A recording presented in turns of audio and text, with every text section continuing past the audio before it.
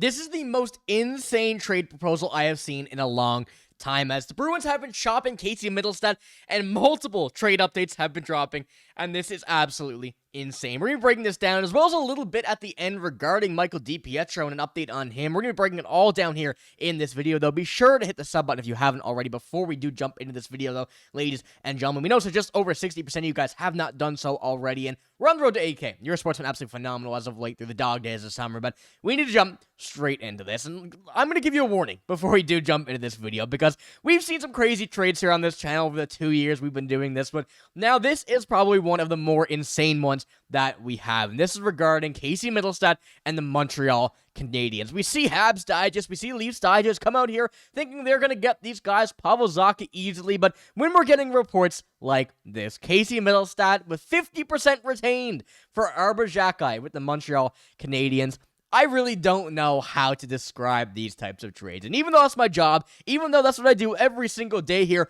on the channel, taking a look at this is absolutely wild, especially when it's coming down to a 50% retention, where Casey Mittelstadt stands, what is in return, and we're going to be breaking it down here. So let me know in the comments right now, before we jump into this, what you think about this, because I'm very curious to see your guys' raw reaction before I kind of break it down why this is still even more insane than what it may seem like. But immediately jumping into this, Arber Xhakej is a player that I'm sure we're all familiar with. It's a player that you hate to play against, love to have on your own team, and especially being with the Canadiens, we're quite familiar about how much we hate playing against him. He's a physical defenseman, a very, very physical defenseman at that, and still, I think, has a lot to learn in the NHL. And when you're trading him for a guy like Casey Mittelstadt in this proposal, at least, plus 50% retained for this season and next, this trade is wild. You know, I think there's no other way to describe it, especially when you're taking a look at the defense here. First of all, there is absolutely zero room on this team for Arber Xhakej. As much as some people may like the way his game is,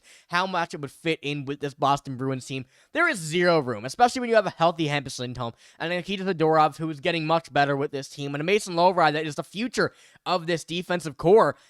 Where are you going to put him? And of course, Arber Xhakej, left-shot defenseman, plays on the left side. You know, and this is not an instance where you have a Parker Wotherspoon who can play on either side. Is kind of a very universal type of player that you can throw in whenever you need. This guy is solely one thing, and that is physicality. We have another defenseman already like that in Nikita Zadorov. So putting these two in one roster, at least first of all, just does not make sense at this point in time. And even going on top of that, when we go and take a look at what the contract, before we do jump into contract, actually, what Arber Xhakej brings to the table, you know, he's not a guy that's going to put any points. 13 is his career high in 51 games.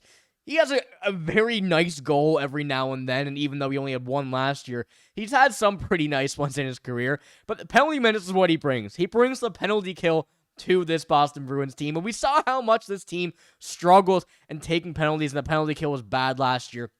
We cannot afford to go and get a guy like this. So even comparing it and even going at, although it is a $1.3 million contract, it's still, you know, regardless of what anybody says, will not happen, will not happen, will not happen. You know, there's no way you can even dream of this happening. You know what? You can even kind of come up with this. At least this scheme right now, the way this trade is already structured, good luck trying to get this by. But when you're going and taking a look at, of course, the contracts and the way things are and kind of the way that everybody is going about these reports, you're getting conflicting ideas like this, where you're getting, when you search up, you know, this whole type of, you know, idea. When I saw this, I wanted to search it up, see the opinion on what Habs fans had to say.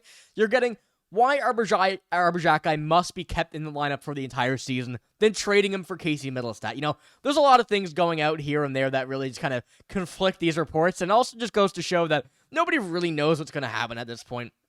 It's not just Casey Mittelstadt, but even a player like Arber Xhakej on the Montreal side of things, where they're a, you know, I hate to say it, they're a good team, and they're getting better, but they still have a lot of holes to fill, just as the Bruins do. Now, while also going through these articles, there are a few things that piques a lot of people's interest on the Montreal Canadiens side of things, where they currently have Casey Mittelstadt's brother drafted and in their organization. And going in through this, you know, we see a lot of kind of sibling trades that make sense across the NHL, especially some when you get a Luke Hughes drafted with a Jack Hughes, and of course Quinn Hughes being always linked to the Devils. Things like that, and especially for a player like Casey Mittelstadt, who may not be playing his best hockey right now, while still having a lot of potential, could absolutely thrive with his brother on a sort of team, roster, line, whatever you want to do it. And going from that, we see that currently with the Leafs with William Nylander and Alex Nylander. Now, that is a bit of a different situation where you have a superstar compared to someone who can barely crack an NHL roster. But going into this, they may think they can change Casey Mittelstadt over into an actual, the player that we thought he was going to be. Because, I'm a Casey Mittelstadt fan. I think he has a lot of potential, but we just have not been able to see it yet. And at this point, I think that we're still waiting to see that, and whether it happens this year or not, and whether we're continuing to see him on this Bruins roster, as we've been seeing reports of him staying here until the Bruins are not fully out on him. Then you see, him not even being a part of this team, the plan of this team. There's so many reports like that I think they're in the middle of the road right now on what to do with Casey Mittelstadt. But also going into this, first of all, with the trade, why wouldn't the Habs throw in a pick? Obviously, the Bruins are going to be wanting more than just a guy like Arber Xhakej, especially when you're retaining 50%.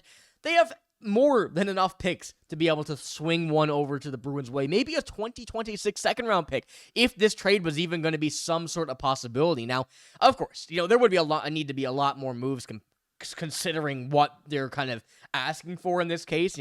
Casey Mittelstadt, although he may not be in the Bruins' plans, there's no force to trade him. They don't need to trade him. So kind of get rid of a guy who is, making a lot of money. Let's not get that, let's not put that out of the way. He's still making quite a bit of money, but someone who we can see upwards of potentially 50, 60 points at least right now, what people would consider his best. I think you really cannot afford to make this deal without actually having counted that out in his career this far. So I want to know what you guys think about it now when we kind of talked about it a little bit more. And I wanted to also show this.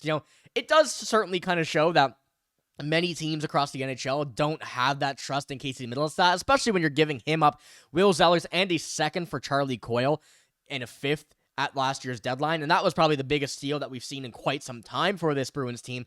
But even at that, and even at that kind of juncture where we are, there is still a lot of hope that I have in Casey Mittelstadt, and I'm sure a lot of people do as well, and I'm hoping the Bruins do, especially when it comes down to what we can see with him if he's placed in the right situation next year. And as you saw in yesterday's video as well, the whole idea about Yegor Chinakhov, could that have been Casey Mittelstadt? I think there's a lot of questions still being raised about this whole idea. So let me know what you think in the comments here. But before we do finish the video off, I got a little update regarding the Edmonton Oilers and Michael DiPietro. And there's been reports of the Oilers trying to do anything they can to get any of the Bruins goalies, and they released an article. There was an article coming out about how the Oilers would need to get Michael DiPietro, and going on with this to say, if Boston tries to send DiPietro down to the AHL, he would now need to clear waivers, and with those recent AHL numbers, it's highly unlikely he would make it past the multiple goalie-needy teams before the Oilers turn in the claim order. And it raises a lot of questions about what's going to happen with Joonas Korpisalo, Michael DiPietro. Are they going to run a 3-goalie rotation after,